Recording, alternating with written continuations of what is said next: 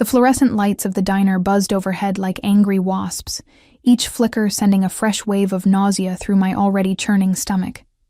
I pressed my palm against the cool stainless steel counter, trying to ground myself as another wave of dizziness threatened to pull me under. 3 hours into my shift, and I'd already dropped a plate, spilled coffee on a customer's lap, and nearly walked straight into the kitchen door. "Ivy, you look like death," Marcus said, my manager's voice cutting through the fog in my head. He stood with his arms crossed, his usual patience wearing thin. "Maybe you should go home early." "I'm fine," I lied, forcing my spine straight despite the exhaustion that had become my constant companion. "Just need more coffee." The irony wasn't lost on me. 6 months ago, I wouldn't have been caught dead in a place like this. A greasy spoon diner on the Lower East Side that smelled perpetually of burnt bacon and desperation. 6 months ago, I'd been on billboards in Times Square, my face plastered across fashion magazines, walking runways during Fashion Week. 6 months ago, I'd been Ivy Mitchell, the next big thing in modeling. Now I was just Ivy, the pregnant girl nobody wanted. The morning sickness was supposed to get better after the first trimester. That's what all the books said, what the free clinic doctor had told me during my last visit. But here I was at 5 months, still fighting the urge to vomit every time I caught a whiff of anything stronger than tap water. The baby, my daughter, according to the ultrasound I'd gotten at the clinic, seemed determined to make her presence known in the most uncomfortable ways possible. I touched my stomach through the oversized uniform shirt I'd specifically chosen to hide the growing bump. She was my secret, my burden, my reason for being here instead of in Milan or Paris or anywhere else my career should have taken me. "Table 7 needs their check," Marcus called, already turning back to the kitchen. And the couple at 9 just sat down. I grabbed my notepad and pen, plastering on the smile I'd perfected over months of this new reality. Customer service smile number 3.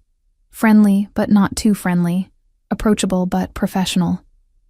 I'd learned to wear different masks depending on the situation. It was amazing how many skills from modeling translated to waitressing. The fake smile, the ability to stand for hours in uncomfortable shoes, the talent for making people feel important even when you couldn't care less. Table 9 was occupied by a couple who looked like they'd wandered in from a different universe. He wore a suit that probably cost more than 3 months of my rent, and she had that unmistakable glow of someone who'd never had to worry about where her next meal was coming from.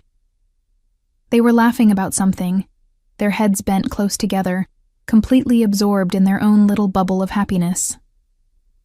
I felt the familiar twist of envy and pushed it down. That could have been me. Should have been me. If I hadn't been so stupid, so reckless, so completely naive. "Good evening, welcome to Marcus's diner," I said, my voice automatically shifting into the pleasant, slightly chipper tone that got the best tips.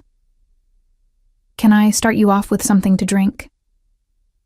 The woman barely glanced at me. "Water with lemon, no ice." Of course. Women like her always had specific requests, little ways of asserting their importance. "And for you, sir?" I asked, turning to the man. "Coffee, black," he said, finally looking up from his menu. Our eyes met for just a second, but it was enough. I saw the flicker of recognition in his gaze, the way his expression shifted from casual interest to something sharper. He knew. Somehow, he knew who I was, or who I used to be. "Coming right up," I managed, my professional smile never wavering as I turned away. This happened sometimes. People recognized me from magazines or billboards, though it was getting rarer as my career faded into memory. Most of the time they were confused, unable to reconcile the glamorous model they'd seen in glossy photographs with the tired waitress serving them coffee. Sometimes they asked for autographs or photos, which was its own special kind of humiliation. Mostly they just stared, trying to figure out why I looked familiar. I brought their drinks, took their orders, overpriced salad for her, burger for him, and retreated to the relative safety of the kitchen. "You good?" Rosie asked, my fellow waitress and the closest thing I had to a friend these days. She was in her 50s, had been doing this job for decades, and possessed an almost supernatural ability to read people. "Just tired," I said, which was true. I was always tired now, bone-deep exhaustion that no amount of sleep could fix. "You need to take better care of yourself, honey." Rosie's eyes dropped to my stomach with the knowing look of a woman who'd been through her own share of pregnancies. "That baby needs you healthy." "I'm trying," I whispered, fighting back the tears that seemed to come so easily these days. "I'm doing everything I can." And I was. After my shift here ended at midnight, I'd go home to my tiny studio apartment. A 6th-floor walk-up in a building where the heat barely worked, and the neighbors fought so loudly I could hear every word through the paper-thin walls. I'd sleep for maybe 4 hours before my alarm went off at 5 a.m. for my cleaning job at an office building downtown. 3 days a week, I scrubbed toilets and emptied trash cans until 9 a.m., then came back here for the lunch shift. The money still wasn't enough. It was never enough. My rent was overdue again, my electricity had been shut off twice, and I was still paying off medical bills from my first emergency room visit when the morning sickness had gotten so bad I'd become dehydrated. The free clinic was helpful, but they couldn't provide everything. Prenatal vitamins cost money. Maternity clothes cost money. The baby would need things: diapers, clothes, a crib, and I had no idea how I was going to afford any of it. But I couldn't think about that now. Couldn't let myself spiral into the panic that threatened to overwhelm me every time I tried to plan for the future. Right now, I just had to get through this shift. One foot in front of the other, one order at a time. One more smile for one more customer who didn't know and didn't care that I was drowning. The dinner rush hit hard, a wave of humanity demanding food and attention. I moved through it on autopilot, my body performing tasks my mind was too exhausted to fully process. Refill water glasses, clear plates, smile, take orders, smile, deliver food, smile. The mask never slipped, even as my feet throbbed in the cheap shoes I'd bought at a discount store, even as my back ached from the extra weight I was carrying, even as the baby kicked insistently against my ribs like she was trying to remind me she was there, as if I could forget. It was just after 8 p.m. when the dizziness got worse. I was carrying a tray loaded with plates when the edges of my vision started to blur. The fluorescent lights seemed to pulse, growing brighter and dimmer in rhythm with my heartbeat. The sound of the diner, the clatter of dishes, the hum of conversation, the sizzle of the grill, all faded to a distant buzz. I made it to table 12 and somehow managed to set down the plates without dropping them. The customers thanked me, but their voices sounded like they were coming from underwater. I smiled, always smile, and turned to walk back to the kitchen. That's when the floor tilted. My hand shot out, gripping the back of a chair to steady myself. The room spun, a kaleidoscope of harsh lights and concerned faces. Someone was calling my name, but I couldn't focus on the voice. Couldn't focus on anything except the overwhelming need to sit down, to close my eyes, to make the world stop moving. "Ivy!" Rosie's voice cut through the fog. I felt her hand on my arm, solid and real. "Honey, you need to sit down." "I'm fine," I tried to say, but the words came out slurred. "Like hell you are. Marcus, get over here." What happened next came in fragments. Being guided to a booth, sitting down with my head between my knees, someone pressing a glass of water into my hands. Marcus's voice, tight with worry, saying something about calling an ambulance. "No," I managed, panic cutting through the fog. "No ambulance. Can't afford it. Ivy, you passed out." "I'll be fine. Just need a minute." But I wasn't fine. Even as I said the words, I could feel something was wrong. Not just the dizziness or the nausea, but something deeper. a cramping sensation low in my abdomen that made my breath catch. The baby had stopped kicking. Fear, sharp and cold, cut through everything else. "Hospital," I whispered. "Need to go to the hospital." The next hour was a blur of movement and sound. Rosie calling a cab because I still refused the ambulance. The ride through city streets that seemed to stretch endlessly. The emergency room with its harsh lights and antiseptic smell. Forms to fill out. Questions I barely heard. The mounting terror that something was wrong with my baby, that I was losing her, that this one thing, this one person I'd managed to hold on to was being taken away too. They put me in a bed behind a curtain and attached monitors to my stomach. The sound of the baby's heartbeat filled the small space, steady and strong, and I nearly sobbed with relief. "Everything looks good," the nurse said, her voice kind. "Baby's heart rate is perfect, but you're dehydrated and your blood pressure is low. When's the last time you ate?" I tried to remember. Lunch? No. I'd skipped lunch because we'd been busy. Breakfast had been a granola bar I'd found in my purse. Dinner the night before? I honestly couldn't remember. "I've been working a lot," I said weakly. "You need to take better care of yourself," she chided gently, echoing Rosie's words. "For your baby's sake, if not your own. How far along are you?" 5 months. "And you're still working this much?" She shook her head. "Do you have support? Family? The baby's father?" "No," I said, the word heavy with all its implications. "No family. My parents had made their position clear when I'd told them about the pregnancy. No friends. Most had drifted away when my career imploded. And the baby's father? Isaac Mancini. Even thinking his name sent a complex tangle of emotions through me. Rage, hurt, longing. The memory of one perfect night followed by 6 months of silence. "I'm alone," I said, and it was the truest thing I'd said all day. The nurse's expression softened with pity, which somehow made everything worse. "The doctor will be in soon to examine you. Try to rest." Rest, as if I knew how to do that anymore. As if my mind would let me stop cataloging all the ways my life had fallen apart. All the mistakes I'd made. All the impossibilities of the situation I found myself in. I closed my eyes and let myself remember, just for a moment, what it had felt like to be someone else. To be Ivy Mitchell, model. To walk into rooms and have people know my name.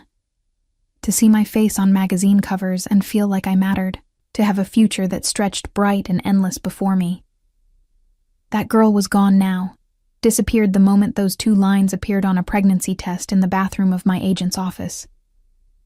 And in her place was this, a tired woman in a hospital gown, alone and afraid, trying to figure out how to survive one more day. The curtain moved, and I opened my eyes expecting the doctor.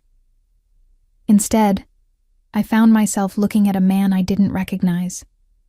He was around 40, with kind eyes and an expensive watch that probably cost more than everything I owned. He wore scrubs, but something about the way he carried himself suggested he was more than just another emergency room doctor. "Ms. Mitchell?" he asked, glancing at my chart. "I'm Dr. Adrian Colombo. I'll be overseeing your care tonight." Something about his accent caught my attention. Italian, like Isaac's had been. The similarity sent an unexpected ache through my chest. "Thank you," I managed. He moved to check the monitors, his movements efficient and professional. But then he paused, his eyes narrowing slightly as he looked at me more carefully. "Have we met before?" he asked. "I don't think so." "You look very familiar." He tilted his head, studying me. "Not from the hospital, but somewhere else." I stayed silent, hoping he'd drop it. The last thing I needed was another person remembering me from my brief moment of fame. But Dr. Colombo's expression shifted, recognition dawning in his eyes. Not the recognition of a fan or someone who'd seen my face in magazines. Something else. Something that made my blood run cold. "Madonna Santa," he breathed, switching to Italian. Then, in English, "You're her. You're the woman from the photograph." My heart stuttered. What photograph? But he was already reaching for his phone, pulling up something on the screen. When he turned it toward me, I saw my own face staring back. Not a professional shot, but a candid photo taken at a bar. I was laughing, my head thrown back, joy radiating from every line of my body. I remembered that night. Remembered the man who'd been making me laugh. "Where did you get that?" I whispered. "My friend," Dr. Colombo said slowly. "He's been carrying this photo around for months, showing it to anyone who might recognize you. He's been looking for you, trying to find you." He paused, his expression growing serious. "And you're pregnant with his child, aren't you?" I couldn't speak, couldn't breathe. Because I knew, even before Dr. Colombo said the name, I knew exactly who he was talking about. "Isaac," the doctor said quietly. "Isaac Mancini. You know him. And unless I'm very wrong, that baby you're carrying is his." The world tilted again, but this time it had nothing to do with dehydration or low blood pressure. This time it was pure panic, as I realized that the man I'd been running from, the man who'd haunted my dreams for 6 months, was about to find out about our daughter, and there was nowhere left to run. "No," I said, the word escaping before I could stop it. "Please don't call him." Dr. Colombo's expression shifted from surprise to concern. "Ms. Mitchell." "You don't understand," I interrupted, panic making my voice shake. "I can't see him. I can't. He left. He disappeared without a word. And I've been trying to survive on my own. And if he finds out about the baby..." "If he finds out?" Dr. Colombo's eyebrows rose. "You haven't told him?" How could I explain? How could I make him understand that Isaac Mancini wasn't just some man who'd gotten me pregnant and walked away? That everything I'd heard about him in the months since our night together had painted a picture of someone I didn't want anywhere near my daughter? "He doesn't know," I admitted quietly. "And I'd like to keep it that way." Dr. Colombo was silent for a long moment, his expression unreadable. Then he slipped his phone back into his pocket and moved closer to my bed. "Ms. Mitchell, I've known Isaac Mancini for 15 years. We grew up in the same neighborhood in Brooklyn. I went to medical school while he took over his father's business. We've remained friends despite our very different paths." He paused. "And I can tell you with absolute certainty that if he knew you were pregnant with his child, if he knew you'd been struggling alone all these months, he would be devastated." "You don't know what he'd do," I said. "Actually, I do. Because I've watched him search for you. I've seen the way he carries that photograph, the way he asks about you, the guilt in his eyes when he talks about letting you slip away." Dr. Colombo's voice was gentle but firm. "Whatever you think about Isaac, whatever you've heard about his business, I can promise you this: he takes care of what's his. And whether you want to admit it or not, you and that baby are his." The possessive language sent a chill through me. "I'm not anyone's property." "That's not what I meant," he sighed. "Look, I'm not going to call him right now if you truly don't want me to. But Ms. Mitchell, you collapsed at work from exhaustion and dehydration. You're 5 months pregnant and clearly not taking proper care of yourself. You need help." "I'm managing," I said, even though we both knew it was a lie. "Are you?" His eyes held mine. "When's the last time you had a proper meal? When's the last time you slept more than 4 hours? When's the last time you weren't terrified about how you'd pay your bills?" Tears burned behind my eyes. I hated that he could see through me so easily, hated that my situation was so obvious. "I'll be fine," I whispered. "You'll be dead," he said bluntly. Or you'll lose the baby. Probably both. Is that what you want? Of course not. Then let me help you. Let Isaac help you. He pulled out a business card and set it on the bedside table. That's my personal number. When you're ready to stop running, call me. I'll arrange everything. What if I'm never ready? Dr. Colombo's smile was sad. Then I'll make a medical decision about what's best for my patient and her unborn child. I took an oath to do no harm, Ms. Mitchell. And letting you walk out of here to continue killing yourself slowly? That would be harm. Before I could respond, a nurse entered with a bag of IV fluids. Dr. Colombo excused himself, leaving me alone with my racing thoughts and the steady beep of the fetal monitor. He was going to tell Isaac. Maybe not today, maybe not tomorrow, but eventually, and once Isaac knew. I tried to imagine what would happen. Would he be angry that I'd kept the pregnancy from him? Would he demand custody? Would he try to control my life the way I'd heard he controlled everything else in his world? Because that's what I'd learned in the months since our night together. Isaac Mancini wasn't just wealthy. He was dangerous. His family's import business was a front for something much darker. I'd overheard conversations at casting calls, read between the lines of gossip column mentions, pieced together enough to understand that the man I'd spent one perfect night with was someone I should fear. And yet, lying in that hospital bed with his daughter moving inside me, all I could remember was his laugh, the way his dark eyes had lit up when I'd made a joke, the gentleness of his touch, the way he'd made me feel seen in a way I'd never experienced before. That man, and the rumors I'd heard since, didn't match. But which version was real? The nurse finished setting up my IV and left.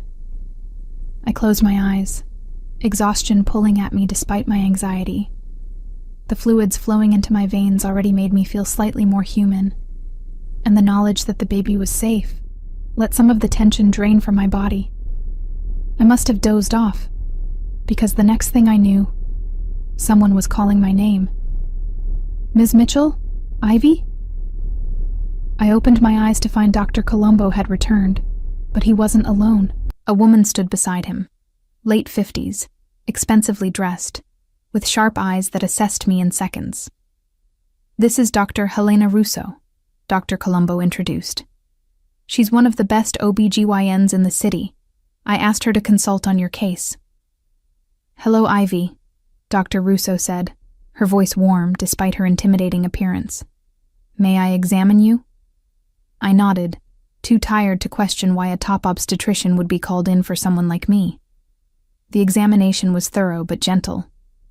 Dr. Russo asked questions about my medical history, my prenatal care, or lack thereof, my work schedule, my living situation. With each answer, I saw her expression grow more concerned. You're severely anemic, she said finally. Your blood pressure is too low, you're underweight for this stage of pregnancy, and you're showing signs of extreme stress. If you continue like this, you risk preterm labor, placental complications, or worse. I'm doing the best I can, I said, hating how defensive I sounded. I'm sure you are. Dr. Russo's expression softened. But your best isn't enough right now. You need rest, proper nutrition, and significantly less physical stress. How many hours a week are you working? I calculated quickly. About 70. 70? Her eyes widened. And you're on your feet for most of that. I'm a waitress and a cleaning lady. It comes with the territory. Not anymore, it doesn't. Dr. Russo's voice was firm. I'm writing you a medical leave note effective immediately. No work for at least 2 weeks, possibly longer depending on your recovery. Panic seized me. I can't afford to not work. My rent is already late. I have bills. Then you'll have to find another solution, she interrupted. Because if you continue working at this pace, you won't have to worry about rent. You'll be worried about whether your daughter survives. The blunt statement hit me like a physical blow. I pressed my hand to my stomach, feeling my daughter's reassuring movement. What am I supposed to do? I whispered. Dr. Russo and Dr. Colombo exchanged a look that made my stomach drop. They'd planned this, I realized. This whole consultation was orchestrated. "There's someone who wants to help you," Dr. Colombo said carefully. "Someone who's been looking for you. Someone who has every right to know about his child. You told him." Accusation sharpened my voice. "You promised you wouldn't call him." "I didn't," Dr. Colombo said. "But I texted him a photo of your chart, with your name redacted, showing a 5-month pregnancy with due date that matches the timeline of when you two met. I asked if he wanted to know more." Horror washed over me. "What did he say?" "He's in the waiting room." The words hung in the air like a death sentence. Isaac was here, in this hospital, waiting. "I can't," I said, trying to sit up. "I need to leave." "You're still hooked to an IV," Dr. Russo pointed out. "And even if you weren't, where would you go? Back to your apartment where you can barely afford electricity? Back to jobs that are literally killing you and your baby? That's not fair." "None of this is fair," Dr. Colombo interrupted. "It's not fair that you've been struggling alone. It's not fair that Isaac didn't know where to find you after that night. It's not fair that you're in this position. But we can't change what's already happened. We can only deal with what happens next." "And what happens next is you meet with Isaac," Dr. Russo added. "You tell him about his daughter, and you let him help you." "What if I don't want his help?" "Then you're not just being stubborn," Dr. Russo said bluntly. "You're being selfish. Because this isn't just about you anymore, Ivy. It's about that little girl who deserves a fighting chance at life. And right now, you're not giving her one." The truth of her words cut deep. I'd been so focused on surviving, on maintaining some shred of independence, that I hadn't let myself admit how badly I was failing, how close I'd come to losing everything. "I'm scared," I admitted, my voice breaking. "I'm scared of him, of what he'll do, of what he'll want." "Then be scared," Dr. Colombo said. "But be scared while getting the help you need. Be scared while eating proper meals and sleeping in a safe place. Be scared while giving your daughter the best chance possible." He was right. They were both right. But that didn't make it any easier to face what came next. "Can I have a few minutes?" I asked, "to prepare myself?" "Of course." Dr. Russo patted my hand. "We'll send him in when you're ready." They left, and I was alone again with my thoughts and my fear and my daughter. I pressed both hands to my stomach, feeling her move beneath my palms. "I'm sorry," I whispered. "I'm so sorry I let things get this bad. I'm sorry I've been too proud to ask for help. I'm sorry your father is about to walk through that door and change everything." She kicked in response, a strong flutter that felt almost like reassurance. I took a deep breath, then another, fixed my hair as best I could, wished I was wearing literally anything other than a hospital gown, tried to prepare myself for seeing Isaac Mancini again after 6 months of trying to forget him. But nothing could have prepared me for the moment the door opened and he walked in. He looked exactly as I remembered and completely different. Same dark hair, same strong jaw, same intense eyes that had haunted my dreams. But there was something harder about him now, something more dangerous lurking beneath the expensive suit and polished exterior. His eyes found mine, and I watched emotions flicker across his face too quickly to catalog. Shock, relief, anger, hurt. And underneath it all, something that looked almost like hope. "Ivy," he said, my name a prayer and an accusation all at once. And just like that, the walls I'd built so carefully over 6 months began to crumble. For a long moment, we just stared at each other. The beeping of the fetal monitor seemed impossibly loud in the silence, a constant reminder of the secret I'd kept from him. "You've been looking for me," I said finally, because someone had to speak first. "For 6 months." His voice was controlled, but I heard the anger beneath it. I've had people searching every corner of this city. I thought something had happened to you, that you were hurt or worse. I was fine. Were you? He moved closer and I fought the urge to shrink back against the pillows. Because from where I'm standing, it looks like you've been anything but fine. His eyes traveled over me, taking in the hospital gown, the IV in my arm, the exhaustion I couldn't hide.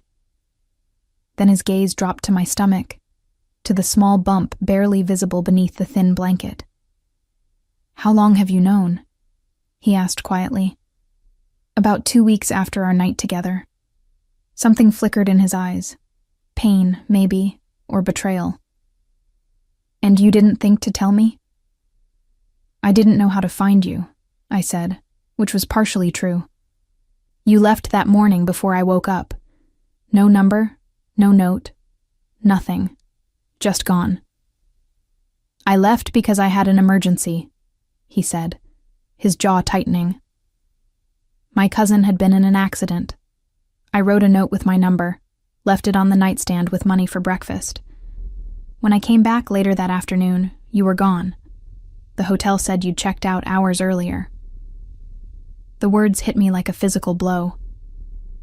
There was no note. Housekeeping must have cleaned the room before you woke up. I tried calling the number you'd given me, but it was disconnected. I went back to the bar where we met, but no one knew you. I hired investigators, but Ivy Mitchell is a common enough name that it took months to sort through the possibilities. He stopped in front of my bed. Why didn't you try harder to find me? Why not go to my family's restaurant? Ask around? Because I did ask around, I said, my own anger rising. I asked the bartender about you, about Isaac Mancini. And you know what he told me? He told me to stay far away from you, that you were dangerous, that women who got involved with your family had a habit of disappearing or worse. Isaac's expression went cold. And you believed him? Why wouldn't I? I didn't know you, Isaac. We had one night together. One perfect, beautiful night. And then you were gone. When I found out I was pregnant, I did try to find you. But everything I heard made me terrified of what would happen if I did. So you decided to struggle alone instead. His voice was dangerously soft. To work yourself into the ground? To risk our daughter's life because you were too afraid to face me? Don't you dare judge me, I snapped, tears burning my eyes. You have no idea what the last 6 months have been like.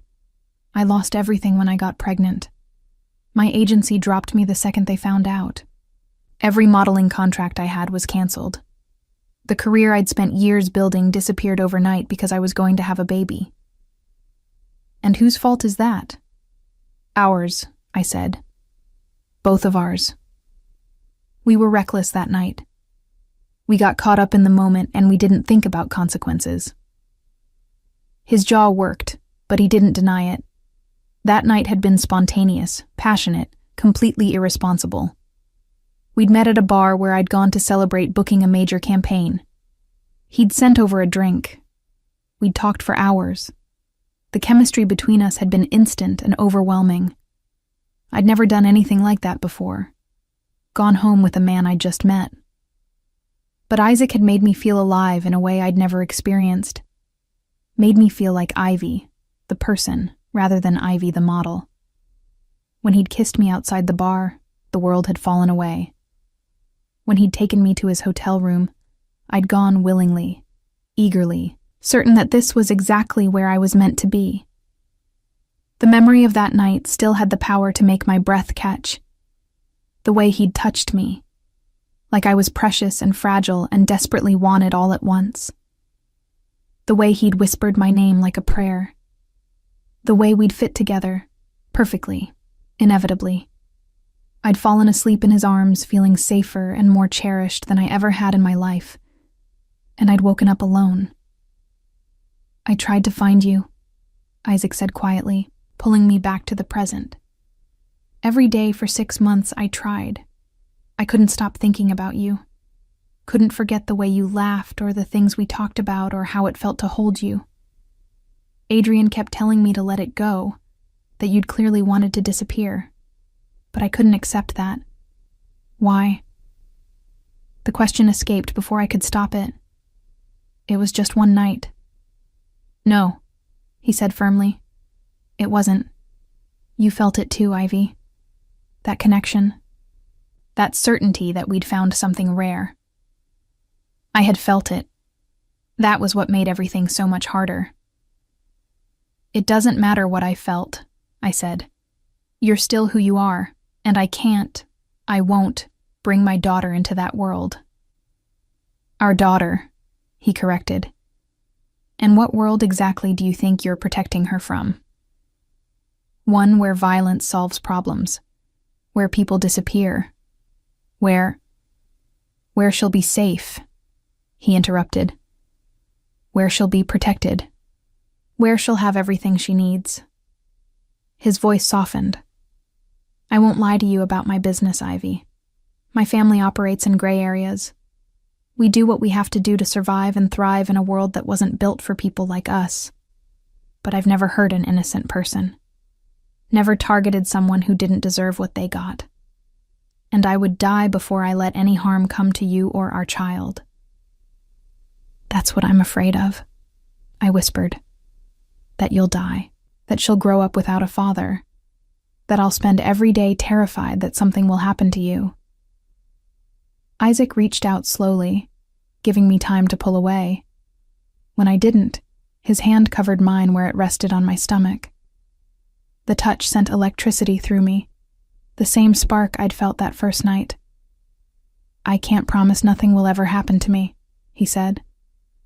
But I can promise that if something does, you and our daughter will be taken care of for the rest of your lives. You'll never struggle, never worry, never have to work 3 jobs just to survive. I don't want your money, I said, even though we both knew it was a lie.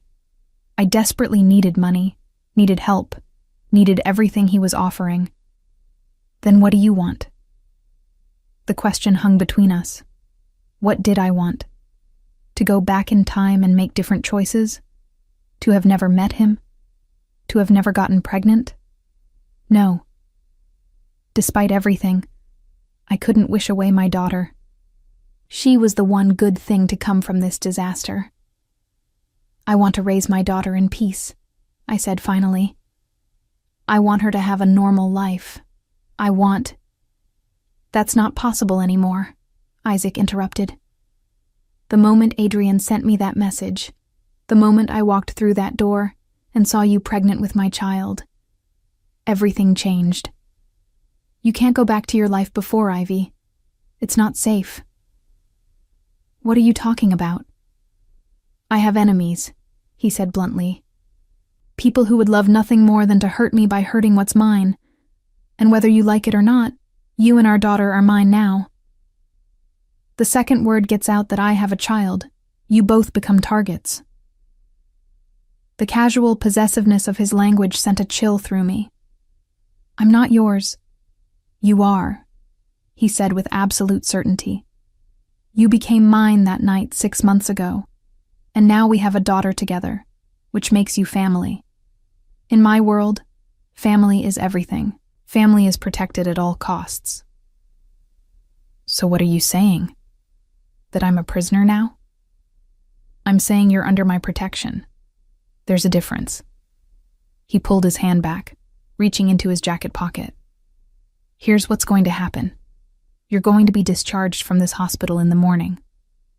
Dr. Russo has already arranged everything, and you're going to come home with me. No. It's not a negotiation, he continued as if I hadn't spoken. You'll live in my apartment where you'll be safe. You'll have access to the best medical care money can buy. You'll eat proper meals and get proper rest. And in 4 months, when our daughter is born, you'll do so in the best hospital with the best doctors, not some free clinic. And if I refuse? His expression hardened. Then I'll have Dr. Russo declare you medically unfit to care for yourself. I'll petition for emergency custody on the grounds that you're endangering our unborn child through negligence. And I'll win, Ivy, because I have the best lawyers in the city, and you have nothing. The threat hit me like ice water. You wouldn't. I would do anything, to protect my child, even from her own mother's stubbornness. We stared at each other, locked in a battle of wills, but we both knew I'd already lost. He held all the cards, all the power, all the resources. How do I know I can trust you? I asked, hating the defeat in my voice. You don't, he admitted, but you don't have a choice. So you'll come with me, and you'll let me take care of you. And eventually you'll understand that everything I'm doing is for our daughter's sake. Our daughter. Not his daughter or my daughter, but ours. The word should have felt like a claim, like ownership. Instead, it felt almost like a promise. What about my apartment? I asked. My things? I'll have everything moved. You'll never have to go back there. My jobs. Consider yourself retired from waitressing and cleaning. Your only job now is taking care of yourself and our baby. It should have felt like losing everything. Instead, exhausted and scared and desperate, it felt almost like relief. Okay, I whispered. I'll come with you. For now. For the baby. That's all I'm asking, Isaac said. But something in his eyes told me it was just the beginning. The penthouse was nothing like I'd imagined. I'd been bracing myself for something ostentatious. Gold fixtures and marble everywhere. The kind of wealth that screamed new money and poor taste. Instead, Isaac's home was understated elegance. Floor-to-ceiling windows overlooking Central Park. Hardwood floors in warm honey tones. Furniture that looked comfortable rather than showy. Original artwork on the walls that I suspected was worth more than most people made in a lifetime. Your room is this way, Isaac said, leading me down a hallway. His hand hovered at the small of my back, not quite touching, but close enough that I felt the heat of him. He opened a door to reveal a bedroom that was larger than my entire studio apartment had been. A king-sized bed dominated the space, dressed in soft gray linens. There was a sitting area by the windows, a desk, and a door that presumably led to a bathroom. This is too much, I said. This is the guest room, Isaac replied. The master suite is at the other end of the hall. You'll have privacy. Privacy. As if I could forget for a moment that I was living in his space, under his control, dependent on his generosity. There are clothes in the closet, he continued. I had my assistant purchase maternity wear in various sizes. Whatever doesn't fit, we'll have tailored or replaced.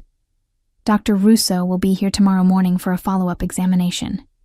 In the meantime, you should rest. He moved to leave, and panic fluttered in my chest. I didn't want to be alone with my thoughts, with the reality of what I'd agreed to. Isaac, I called. He paused in the doorway, looking back. Why are you doing this? I asked. Really? Is it just about the baby? Something shifted in his expression. For a moment, the controlled mask slipped, and I saw beneath it to the man I'd met that night 6 months ago. No, he said quietly. It's not just about the baby. I told you. I've been looking for you. I thought about you every day. Wondered where you were, if you were safe, if you'd found someone else. When Adrian sent me that message, when I realized you were pregnant. He stopped, his jaw working. You're mine, Ivy. You were mine from that first night. The baby just makes it official. The possessiveness should have frightened me. Instead, it sent heat pooling low in my stomach, a traitorous response to words that should have made me run. I'm not a possession, I said, but my voice lacked conviction. Aren't you? He took a step back into the room. Be honest with yourself, Ivy. That night, when we were together, you felt it. The way we fit. The certainty. You're mine just as much as I'm yours. Fighting it doesn't change the truth. I wanted to argue, to tell him he was wrong. But the words wouldn't come because he wasn't wrong. That night had felt like recognition, like finding something I'd been searching for without knowing I was searching. "Get some rest," he said, his voice gentler. "We'll talk more in the morning." This time when he left, I didn't call him back. The bathroom was a revelation. A deep soaking tub, a shower with multiple heads, heated floors, and a counter stocked with expensive toiletries. I ran a bath, sinking into water that was actually hot. A luxury I hadn't experienced in months since my apartment's water heater had been broken. As I soaked, letting the heat ease the constant ache in my back, I tried to process everything that had happened. 24 hours ago, I'd been in the diner, struggling through another shift. Now I was in a penthouse bathroom that was bigger than my entire former apartment, preparing to live with a man I barely knew who happened to be the father of my child. My daughter kicked, a strong flutter that made me smile despite everything. "I know," I murmured, my hand finding my stomach. "This is crazy. But maybe it's the good kind of crazy. Maybe we'll be okay here." I wanted to believe it. Desperately wanted to believe that Isaac's promises of safety and care were real, that this wasn't some elaborate form of control. After the bath, I found pajamas in the closet, soft cotton that actually fit my changing body. The bed was impossibly comfortable, the sheets crisp and clean. I should have had trouble sleeping in this strange place, but exhaustion pulled me under almost immediately. I woke to sunlight streaming through windows I'd forgotten to cover and the smell of coffee. For a disoriented moment, I couldn't remember where I was. Then memory returned. The hospital. Isaac. The penthouse. A soft knock at the door made me sit up. "Come in," I called. Isaac entered carrying a tray laden with breakfast. He'd changed from yesterday's suit into dark jeans and a white button-down with the sleeves rolled up, revealing strong forearms. His hair was slightly damp, suggesting he'd recently showered. "You didn't have to bring me breakfast," I said. "Dr. Russo was very specific about your nutritional needs." He set the tray on the bedside table. "There's protein, complex carbohydrates, fresh fruit, and prenatal vitamins. Also decaf coffee, since I remember you liked it in the morning." The fact that he remembered how I took my coffee from one morning 6 months ago did something strange to my chest.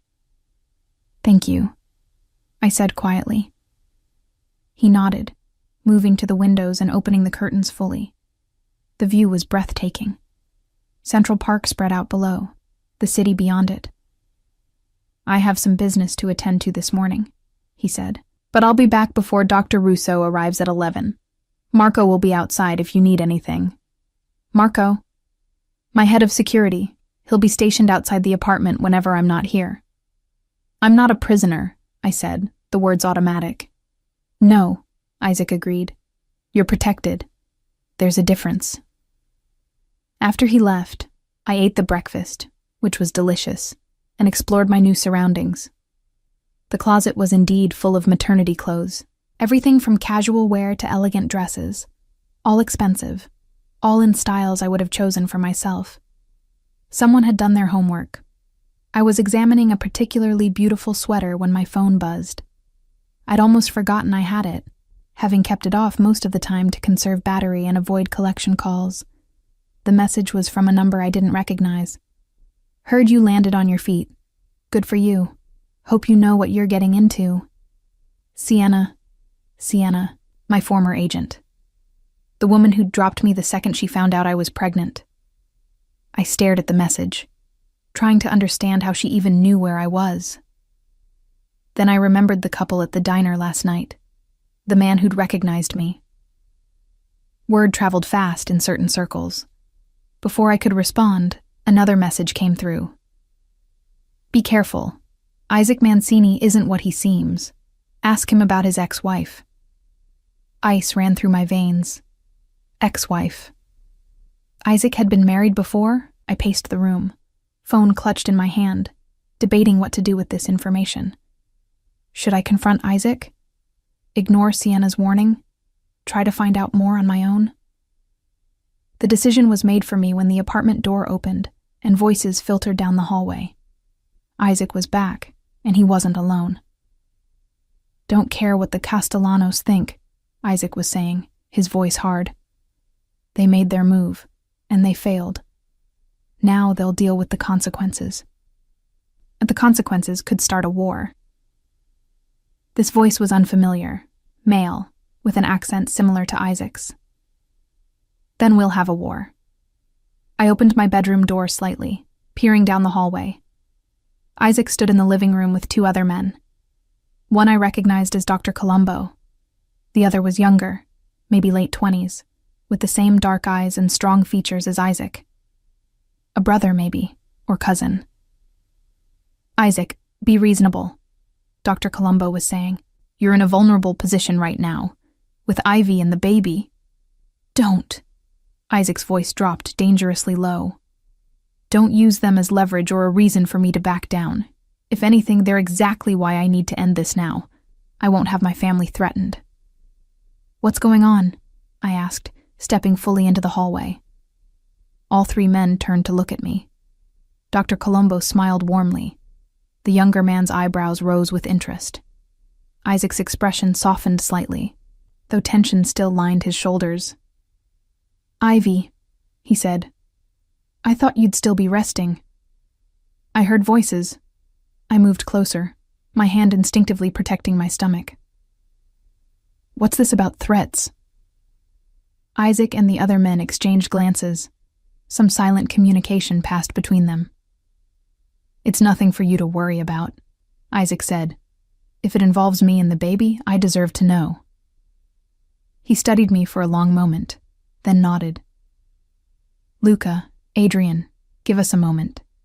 The two men left, though I caught the younger one, Luca, giving me an appraising look as he passed. Once we were alone, Isaac gestured to the sofa. "Sit, please." I sat, and he took the chair across from me, leaning forward with his elbows on his knees. "There's a family," he began. "The Castellanos. They've been trying to expand into territory my family controls. Last week, they made a move that crossed lines that shouldn't be crossed. I responded appropriately. Now they're escalating." "What does that have to do with me?" "They know about you now, about the baby, which means you're a target." The words sent fear spiraling through me. How did they find out? Someone at the hospital must have talked, or someone at the diner recognized you, put together that you were pregnant, remembered seeing you with me that night. He shook his head. "It doesn't matter how. What matters is that they know, and they'll try to use that knowledge." "To do what?" "To hurt me through you," he said bluntly. "That's why you're here, why Marco is outside, why you can't leave without security. I won't let them touch you, Ivy. I won't let anyone touch what's mine." There it was again, that possessive language that should have repelled me. "I want to make a deal with you," I said suddenly. His eyebrows rose. "What kind of deal?" "I'll stay here. I'll let you protect me and the baby. I'll follow whatever security protocols you think are necessary." I paused. "But I need honesty from you. Complete honesty. No more surprises." "What do you want to know?" "Everything. Your business, your enemies, your past." I took a breath. "Your ex-wife." Something flickered in his eyes. Surprise, maybe, or anger. "Who told you about that?" he asked quietly. "Does it matter?" "Yes, because whoever told you is trying to manipulate you." "Then tell me the truth. Let me decide what to believe." Isaac was silent for a long moment. Then he nodded. "I was married once," he said. "For 3 years. Her name was Gabriella. She was from another family, and our marriage was arranged to strengthen alliances. She knew what she was getting into, knew what my business was, accepted it." He paused. "Or so I thought. 2 years in, I discovered she was passing information to the FBI. She'd been an informant from the beginning, married me specifically to gather evidence. I felt my eyes widen. What happened to her? She's in witness protection somewhere. I let her go rather than handle it the way some in my family wanted. His voice was cold. I'm not a man who forgives betrayal easily, Ivy. But I'm also not a man who hurts women, no matter what they've done.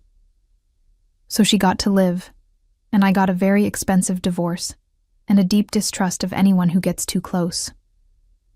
Until me, I said softly. Until you. His eyes met mine. You're the first person since Gabriella who I've let close. The first one who didn't want something from me, who didn't have an agenda. That night we met, you didn't know who I was. You just saw me.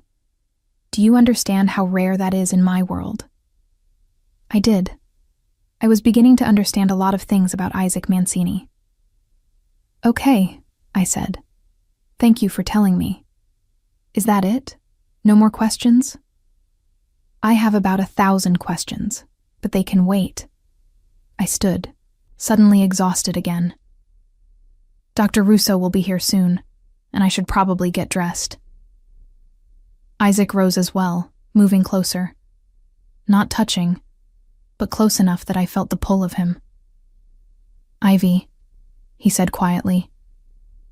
I know this isn't what you wanted. I know I'm controlling and possessive, and probably a dozen other things you find problematic. But I need you to understand something.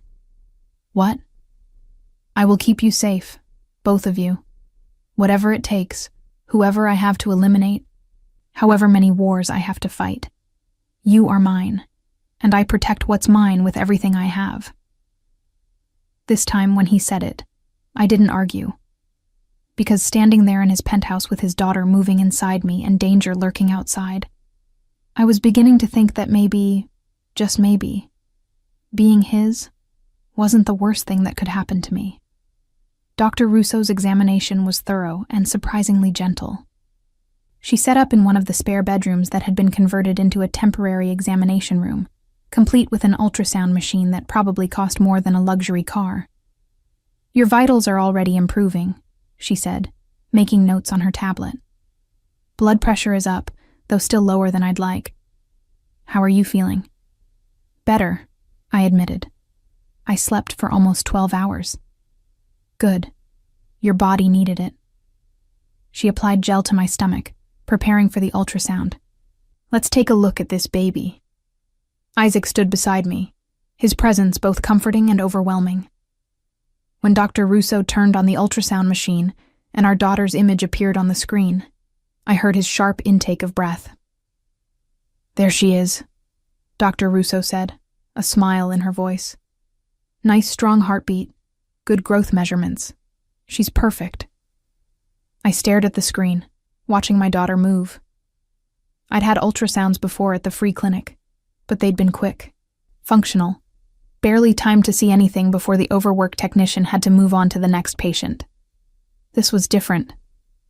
Dr. Russo took her time, pointing out features, measuring everything carefully. Would you like to know the sex? She asked. We already know, Isaac said, his voice rough with emotion. She's a girl. She is indeed. Dr. Russo adjusted the wand. Have you thought about names? I glanced at Isaac. We hadn't discussed names, hadn't discussed anything about the actual baby beyond medical necessities and security concerns. Not yet, I said. After Dr. Russo left, promising to return in a week, Isaac and I sat in the living room with the ultrasound photos spread across the coffee table. He picked up one, studying it with an intensity that made my chest tight. She has your nose, he said. She's barely formed. You can't tell that from an ultrasound.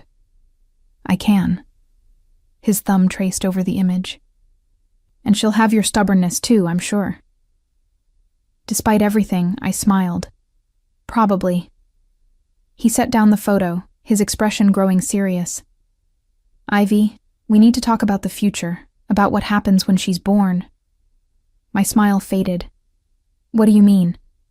I mean logistics, where you'll live, what role I'll play, custody arrangements. I'm not giving you custody, I said immediately, defensive. I'm not asking you to, but I am her father. I have rights. Rights you didn't know you had until 3 days ago. And whose fault is that? The edge in his voice made me flinch. He saw it, and his expression softened. I'm sorry, that wasn't fair. But Ivy, we need to figure this out. I can't have my daughter growing up in uncertainty. I need to know she's safe, that she's provided for, that she's legitimate. Legitimate? My heir, he clarified. In my world, bloodlines matter. She needs to be recognized as a Mancini, protected by the family name. And how do we do that? He was quiet for a moment, and I had the sense he was choosing his words carefully. The traditional way would be marriage. The word hung in the air between us. You can't be serious, I said. Why not? We're having a child together. We're living together. We're strangers, I interrupted. We spent one night together 6 months ago, Isaac. That doesn't make us ready for marriage. My parents had an arranged marriage. They met twice before their wedding. They built a life together, had children, created a partnership that lasted 40 years until my father died. Love came later. I don't want an arranged marriage. What do you want? He challenged. To raise our daughter as a single mother. To have her known as my illegitimate child. To spend your life looking over your shoulder, wondering when my enemies will make a move. I stopped, frustrated. What did I want? A fairy tale? A romance where the dangerous mob boss fell in love with the struggling model and they lived happily ever after? That wasn't real life. I need time, I said finally. To think. To figure out what's best for our daughter. How much time? I don't know. Months, maybe. Until she's born, at least. Isaac's jaw tightened, but he nodded. Fine. We'll table the marriage discussion. For now. But Ivy, understand this. Whether we're married or not, you're mine. You and our daughter. That doesn't change. Before I could respond, his phone buzzed. He glanced at it, and his entire demeanor shifted. The careful control he'd maintained cracked, revealing something darker beneath. I need to take this, he said, already standing. Marco will be outside if you need anything. He disappeared into what I assumed was his office, leaving me alone with ultrasound photos and a head full of impossible questions. Over the next 2 weeks, I settled into a routine that felt surreal in its normalcy.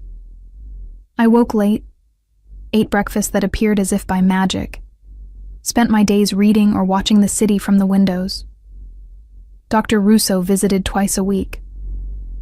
Isaac came and went, always busy with mysterious business, always finding time to ask how I was feeling. We existed in a strange limbo. Not quite a couple, not quite strangers. Connected by the baby growing inside me, but separated by everything else. Our different worlds, our lack of history, the fundamental power imbalance between us. It was Marco who gave me my first real glimpse into Isaac's world. I'd been in the penthouse for 10 days when I ventured into the kitchen late one night, unable to sleep. I found Marco there, drinking coffee and reading something on his phone. Ms. Mitchell, he said, standing immediately. Do you need something? I can wake Mr. Mancini. No, I interrupted. I just wanted some water. You don't need to disturb him. Marco nodded, relaxing slightly. He was in his 50s, I guessed, with graying hair and the kind of alert watchfulness that suggested military or police background. Can't sleep? He asked as I filled a glass from the tap. The baby's very active tonight. A smile crossed his face. My wife was the same way with our first. drove her crazy. You have children? 3. All grown now, thank God. 2 boys and a girl. I sat at the kitchen island, suddenly curious about this man who guarded my door every day. How long have you worked for Isaac? 20 years, since he was 14, and I was his father's driver. Marco's expression grew distant. Mr. Mancini, Isaac's father, he took me in when I had nothing, gave me a job, a purpose, a family. When he died, Isaac inherited everything, including me. He smiled slightly. Best inheritance he got, if you ask me. What was Isaac like? At 14? Serious. Too serious for a kid that age. He knew even then what was expected of him, what he'd have to become. Marco studied me. But you bring out something different in him, something I haven't seen since his mother died. What do you mean? Softness? Hope? He laughs more when you're around, talks about the future like it's something to look forward to rather than just survive. The words did something strange to my heart. Marco, I said carefully, the Castellanos, how serious is that threat? His expression shuddered. I can't discuss security matters, Ms. Mitchell. Please. I deserve to know what I'm living with. He was silent for a long moment. Then, serious enough that I sleep in the apartment now instead of going home to my own family. Serious enough that Mr. Mancini has 3 teams working around the clock to protect you. Serious enough that he's making moves he swore he'd never make. What kind of moves? The kind that start wars. Marco's voice was grim. The kind that make enemies of former allies, all to keep you and that baby safe. The weight of it settled over me. Isaac was upending his world, risking everything, for me and a daughter he'd only known about for 2 weeks. Why? I whispered. Because you're his, Marco said simply, and there's nothing a Mancini man won't do for what's his. The next morning I woke to find Isaac in my room, standing by the windows and watching the sunrise. He wore the same clothes as yesterday, his shirt wrinkled, his hair disheveled. He looked exhausted and dangerous, and heartbreakingly beautiful.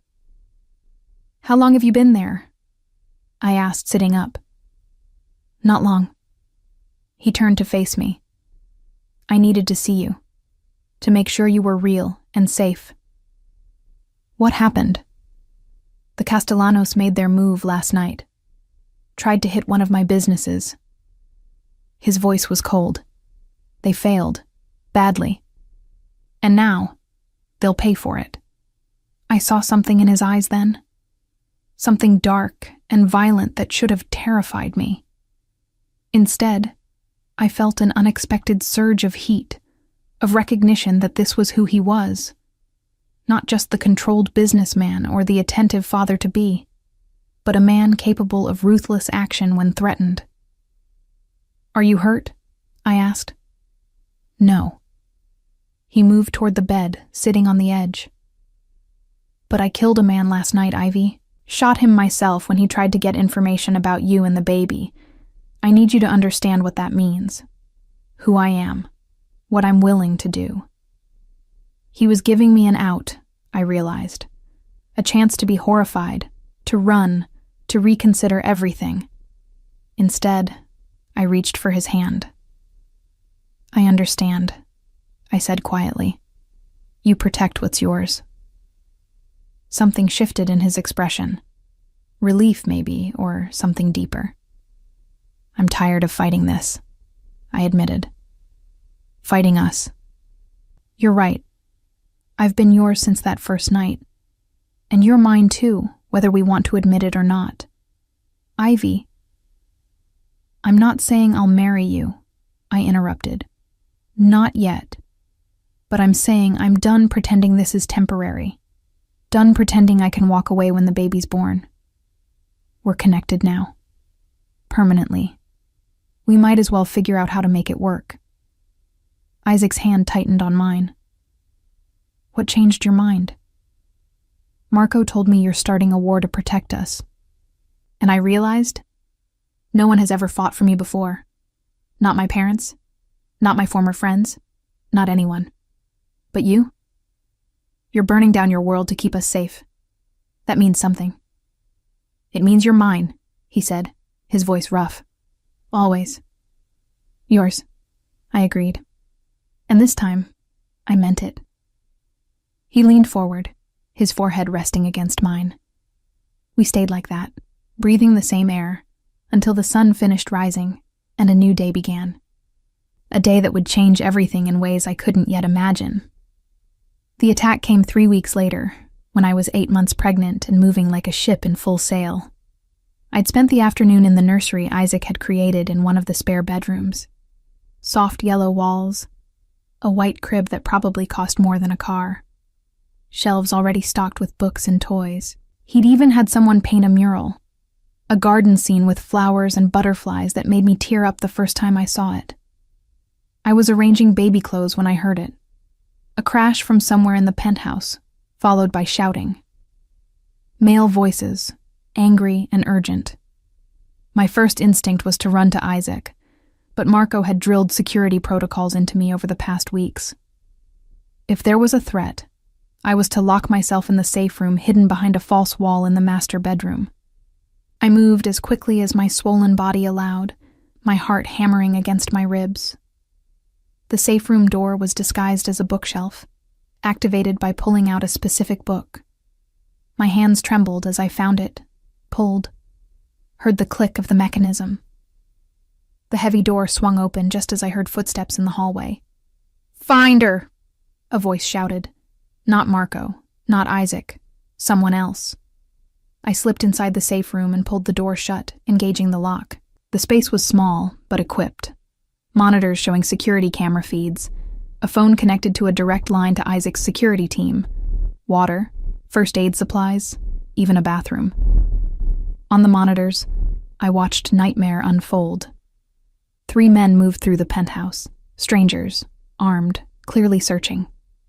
I saw Marco appear from the kitchen, his weapon drawn. Saw one of the intruders turn toward him. The sound of gunfire was muffled through the reinforced walls. But I saw Marco go down. A sob caught in my throat. Marco, who'd told me stories about his grandchildren, who'd brought me ice cream when I couldn't sleep, who'd become something like a friend. On another monitor, I saw Isaac enter through the front door with Luca and 2 other men. Saw him take in the scene, the destroyed living room, the bodies, Marco on the floor. Saw his expression shift into something terrifying and cold. What followed was brutal and efficient. Isaac moved through his home with deadly purpose, his men flanking him. I watched him kill 2 of the intruders without hesitation, watched Luca take down the 3rd. The whole thing lasted maybe 3 minutes. Then Isaac was moving through the penthouse, calling my name, his voice edged with panic I'd never heard before. "Ivy, where are you?" I grabbed the phone, dialing his cell with shaking hands. "I'm in the safe room," I said when he answered. "I'm okay. The baby's okay." The relief in his voice was palpable. "Stay there. Don't come out until I come for you." I stayed, watching the monitors as Isaac's men secured the penthouse, as paramedics arrived for Marco, who was alive, I realized with overwhelming relief, clutching his shoulder but alive. As police came and were quickly sent away with what I was beginning to understand was routine efficiency. It was an hour before Isaac opened the safe room door. He looked like he'd walked through hell. Blood on his shirt. Not his own, I didn't think. His hair disheveled, his eyes haunted. "Are you hurt?" he demanded, his hands immediately going to my face, my arms, my stomach, checking for injuries. "I'm fine. We're fine." My own hands found his face, needing to touch him, to confirm he was real and whole. "Isaac, what happened? Who were they?" "Castellanos. They hired outside contractors, tried to get to you while I was at a meeting downtown." His jaw clenched. "They wanted to take you. Use you and the baby as leverage." The reality of how close I'd come to being taken sent ice through my veins. but they failed. Because Marco was here. Because you followed protocol. He pulled me against him, as close as my pregnant belly allowed. But they won't stop, Ivy. This was their answer to my last move. They'll keep coming until one of us is destroyed. Then destroy them first, I said, surprising myself with the vehemence in my voice. Isaac pulled back to look at me, something like admiration in his eyes. You understand what that means? What I'll have to do? I understand you'll do whatever it takes to keep our daughter safe.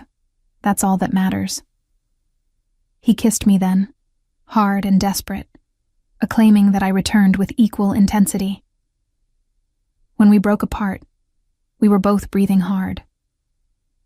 I need you to marry me, he said. Not eventually, not someday, now, tomorrow, as soon as I can arrange it. Why now? Because if you're my wife, you're protected by every alliance I have. Because our daughter needs to be legitimate before she's born. Because I need everyone to know you're mine, that touching you means war with the entire Mancini family and every family we're allied with. And if I say no, then I'll respect your choice and protect you anyway. But Ivy... His hand came to rest on my stomach, where our daughter was kicking frantically, agitated by my elevated heart rate. I'm asking you to say yes. Not because I'm forcing you, but because you want this. Want us. Want the family we're building. I thought about everything that had led to this moment. The night we'd met. The connection that had been instant and overwhelming. The 6 months of struggling alone, too proud and too frightened to seek him out. The collapse that had brought us back together. The weeks of living in this strange limbo, learning who he really was beneath the dangerous exterior, and I realized something that should have terrified me, but instead felt like truth. I did want this. Wanted him. Wanted the life he was offering, despite its dangers and complications. Okay, I said. Yes, I'll marry you. The wedding happened 48 hours later in the penthouse, with only a handful of witnesses. Dr. Colombo served as best man. Dr. Russo was there, smiling knowingly. Luca stood guard at the door with 3 other security men, because even at his own wedding, Isaac wasn't taking chances. I wore a simple cream dress that accommodated my pregnant belly, and Isaac had somehow procured a ring, a stunning diamond that caught the light and scattered it like promises. The officiant was a judge who'd clearly done favors for the Mancini family before.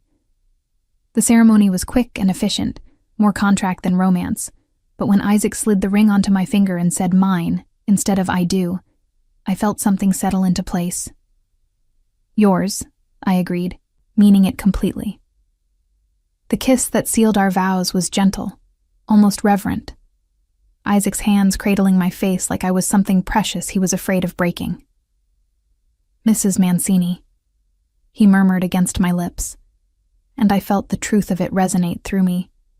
I was his wife now, his family, under the protection of a name that carried weight and fear in equal measure. That night, as I lay in what was now our bedroom, I'd finally moved into the master suite. Isaac's hand rested on my stomach, feeling our daughter's movements. Tell me about your ex-wife, I said suddenly. Isaac went still. Why? Because I need to know. Need to understand what happened so I don't make the same mistakes. He was quiet for a long moment. Then, Gabriella and I were strangers when we married. The alliance was more important than compatibility. I tried to make it work, to build something real, but she'd already chosen her path. She'd already decided to betray me. Do you ever think about her? Only as a lesson learned. She taught me that trust is earned, not given freely. That even family can betray you if the incentive is right. His hand tightened on my stomach. But you're different. You've had every reason to run, to turn me in, to use our daughter as leverage. And you haven't. You've chosen to stay. That means something. It means I'm yours, I said simply. And I'm yours, he replied. Completely. Yours and our daughter's. Whatever comes next, we face it together. 3 weeks later, I went into labor at 2 a.m. Isaac was impossibly calm, moving with efficient purpose as he called Dr. Russo, alerted the hospital, arranged for security. I was a mess, terrified and in pain, and suddenly overwhelmed by the reality that I was about to become someone's mother. I can't do this. I gasped between contractions as we rode to the hospital in Isaac's car, Luca driving while Marco, recovered from his injury, rode shotgun. You can, Isaac said firmly, his hand gripping mine. You're the strongest person I know, Ivy. You survived 6 months alone. You're surviving my world. You can do this. The birth was long and difficult. 16 hours of labor that left me exhausted and certain I couldn't push one more time. But then Dr. Russo was saying, "One more, Ivy. Just one more." And Isaac was whispering encouragement in my ear, and I was pushing with everything I had left. And then, crying. The most beautiful sound I'd ever heard. "It's a girl," Dr. Russo announced unnecessarily, placing my daughter on my chest. She was perfect. Dark hair like Isaac's, already curling slightly. Eyes squeezed shut against the light. Tiny fist waving, strong and healthy and absolutely perfect. "Hi, baby girl," I whispered, tears streaming down my face. "Hi, sweetheart. I'm your mama." Isaac's hand came to rest on our daughter's back, impossibly gentle. When I looked up at him, I saw tears in his eyes too. "She's beautiful," he said, his voice rough, "just like her mother." "What should we name her?" I asked. We'd discussed names but never settled on one. Now, looking at her perfect face, one came to me. "Sophia," I said. "It means wisdom. I want her to be wise enough to choose her own path, to not make the mistakes we made." "Sophia Mancini," Isaac tested. Then he leaned down, pressing a kiss to our daughter's head. "Welcome to the world, little one. Your mother and I promise to protect you, to love you, to give you every opportunity. And anyone who tries to hurt you will answer to me." The possessiveness in his voice should have worried me. Instead, it felt like the deepest form of love. Over the next weeks, I learned what it meant to be a Mancini wife and mother. The constant security, even in our own home. The carefully vetted nannies and staff. The bulletproof car seats and safe rooms and security protocols for every possible scenario. But I also learned what it meant to have a partner who was completely devoted to our family. Isaac changed diapers at 3 a.m. He paced the nursery when Sophia wouldn't settle. He looked at our daughter like she'd hung the moon and stars specifically for him. And he looked at me the same way. "I never knew I could be this happy," he admitted one night as we watched Sophia sleep in her crib. "Never thought I deserved it." "We both deserve it," I said, leaning into his warmth. "We both fought hard enough for it." "No more fighting," he promised, his arm coming around my waist. "The Castellanos have backed down. Word has spread about what happened to the men they sent. No one wants to risk war with a man protecting his family. So we're safe? As safe as we can be in my world. Which means constant vigilance, but also..." He turned me to face him. "A future. A real one. For us and Sophia, and maybe someday siblings for her." "Siblings?" I raised an eyebrow. "Eventually." His smile was slow and wicked. "When you're ready. No pressure." I laughed, the sound surprising me with its genuine joy. 6 months ago, I'd been alone and terrified, struggling just to survive. Now I had a husband who would burn the world down for me, a daughter who was perfect in every way, and a future that stretched bright and certain before us. It wasn't the life I'd planned, wasn't the fairy tale I'd imagined. It was better, because it was real. built on honesty and need, and the fierce devotion of a man who'd claimed me as his, and meant it with every fiber of his being. "I love you," I said, the words coming easily now. "I know I didn't say it before, but I do. I love you, Isaac Mancini." His smile transformed his face. "I love you too, Ivy Mancini. My wife, my family, mine." "Yours," I agreed, "always." And as we stood there in our daughter's nursery with our whole future ahead of us, I knew it was true. I was his, he was mine, and together we were unbreakable.